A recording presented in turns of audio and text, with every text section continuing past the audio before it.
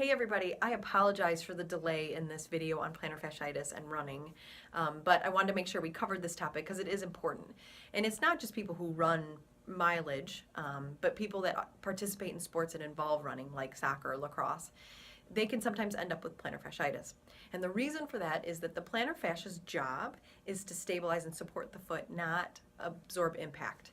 And most of these runners that end up with plantar fasciitis are landing with their foot ahead of their body, which causes the foot, the knee, the hip, even the back sometimes, to absorb that force and take that impact, which they're not designed to do.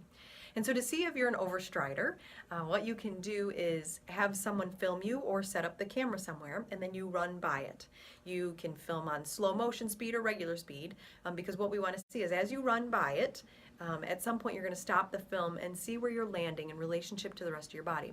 If your foot is landing super far ahead of your body weight, that's called landing ahead of your hip. And that's part of overstriding. And so what happens is when you land that far ahead of your hip, all that impact travels right up through the entire extremity. And so the plantar fascia gets irritated because you're asking it to do a job it's not supposed to do. And so the key treatment for that is working on landing underneath, as close to underneath your body weight as possible.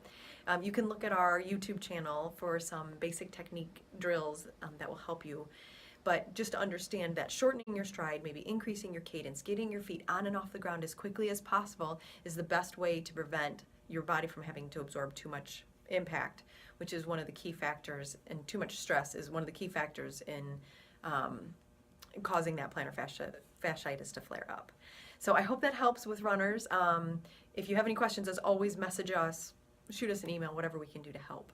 Our last video on the plantar fascia series, or plantar fasciitis series, is going to be about differential diagnosis. Why people get plantar fasciitis when maybe they don't have any of the factors that we've talked about in this series. So thank you very much. Again, I apologize for the delay in this, and we'll see you guys in the next week or so. Thanks.